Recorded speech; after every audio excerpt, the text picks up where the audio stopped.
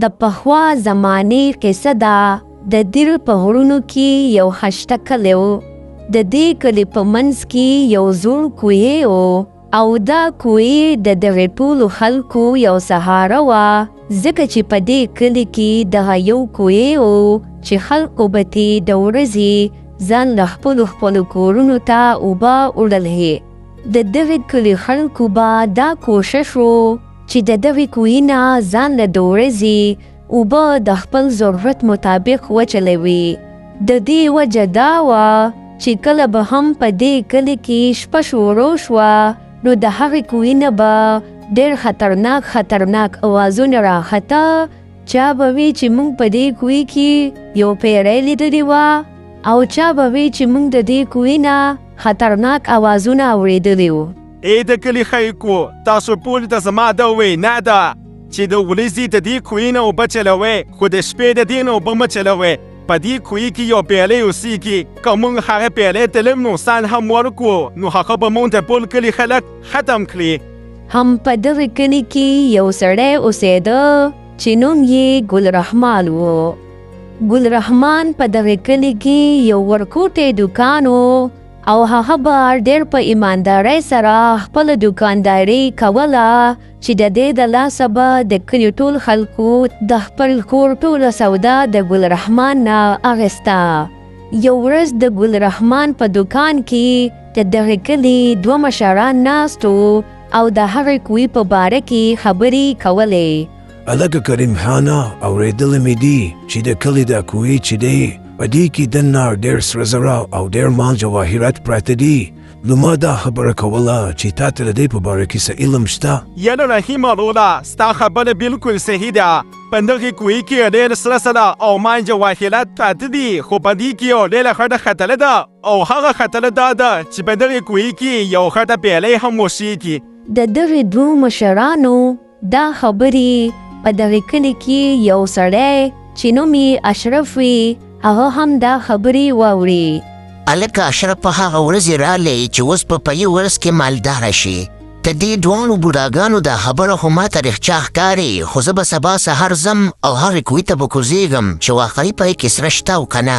دې نه پس اشرف خپل کور ته راشي او ټوله ورځ د هغې کوهي په باره کې سوچونه فکرونه کوي. بس دی، زه نور صبر نشم کولی د هغې کوهي په باره کې. زه اوس ځم چې په منډه هغې کوهي ته کوشم چې پای کې واقعي سره زره شته که نه. دا اوس یې ګپ لګولو.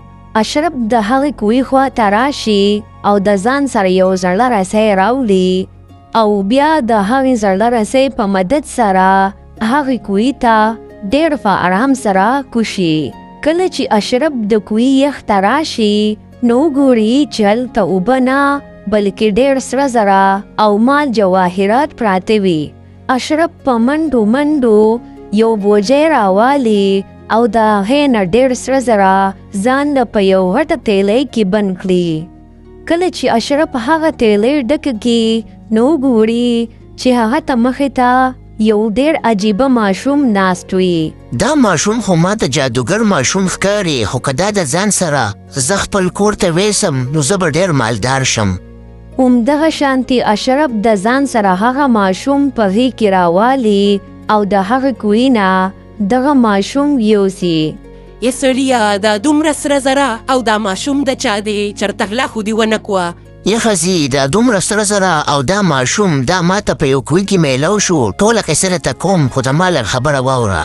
دې نه پس اشرف خپلې ښځې ته د هغې کوهي په باره کې ټول حقیقت بیان کړي او خپل ټوله خبره ورته وکړي. بل طرف ته هغه پیری خپل دغې کوهي ته واپس راغلی وي او خپل زوی ګوري چې هغه نه وي. زما زړه او زما ټول مان جواهرات صفرو، دا به ضرور د دې کلي خلکو پټ کړي وي. زه ځم اوس د دې کلي خلکو ته وینا کوم. ای د کلي خلکو، تاسو کې چا زما زړه او زما مال جواهرات پټ کړي دي؟ زه راته اوس 3 ورځې ټایم درکوم. که په 3 ورځې کې تاسو ټول د کلي خلکو هغه پیدا نه کړه نو تاسو ټول به زه ختم کړم. بس 3 ورځې ټایم دله درکوم. د هغې پورې به تاسو د دې کوهي نه هم اوبه نوړئ او زما زوی به پیدا کوئ چې د څو پورې زما زوی تاسو نه پیدا کړی د هغه پورې تاسو باندې د دې کوهي اوبه بندې دي. د کلي ټول خلک چې د دغې پیرۍ دا خبرې واوري نو ډېر پریشانه شي دې نه پس د هغې ټول کلي خلک کلي په کلي وګرځي خو د پیرۍ زوی پیدا نه کي. بلې طرف ته د دغې کلي ټول ماشومان ډېر تږي شوي وي خو د هغو کره دومره اوبه نه وي چې هغوی وس کړي او هغوی وس د هغې کوهي نه اوبه هم نشي راوړی ځکه چې هغه پې هغې پیرۍ بندې کړي وي. د دې کلي دا ټول مشکلات ګل رحمان هم ګوري او ډېر خفه وي. ما د دې کلي د خلکو مدد پکار دی ځکه چې دوی ډېر په مشکلات کې دي. پته نه لګي چې چا د هغې پیرۍ زوی پټ کړی دی چې هغې په موږ باندې چې دغې کوهي اوبه هم بندې کړې او اوس یې موږ له درې ورځو ټایم هم راکړی دی. د دې کلي د ماشومانو دپاره به زه هغې پیرۍ ته سوال مینت وکړم کیدای شي ما له څه اجازه راکړي چې د هغې نه لږې ډېرې اوبه د ماشومانو له ورکړو.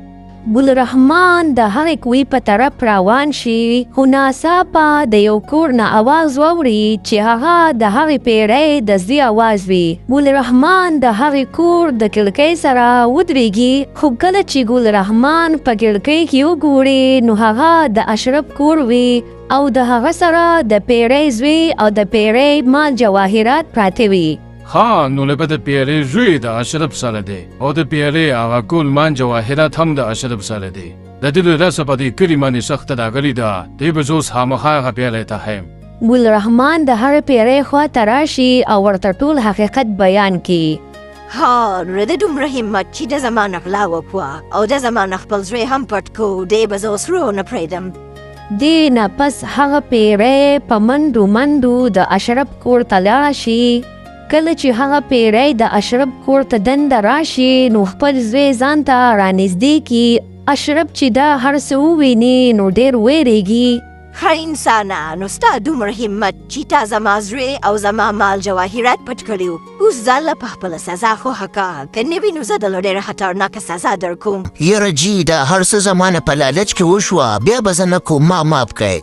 نه تا زه اوس معاف کوم نه بلکې زه تره دای سزا در کوم چې دا ټول کلی به یې یاد ساتي. دې نه پس هغه پیرۍ په اشرف باندې جادو کړي او د هغه نه یو پیشو جوړ کړي او اوس اشرف یو پیشو شي. بیا هغه پیرۍ د هغې کوهي خواته د کلي ټول خلک راغونډ کړي او ورته دا خبره وکړي. ای د کلي خلکو زما زوی د دې ګل رحمان د لاسه پیدا شو او اوس ما دا فیصله وکړه چې زه دا کلی پرېږدم او اوس دا کوهي د ټول عمر دپاره ستاسو دپاره ازاد شو او ځان ردین وبولئ. دې نه پس د دغې کلي ټول خلک ګل رحمان یو خپل هیرو وګڼي او د هغې کوهي نه ډېر په خوشحالۍ سره ځان له اوبه وړي. نو زما خوږو ماشومانو که تاسو هم زموږ په چینل باندې نوي یئ نو زموږ چینل ورسره سبسکرایب کړئ دا ویډیو لایک کړئ او یو ښکلی کمنټ وکړئ. ستاسو د مینې یو جهان مننه.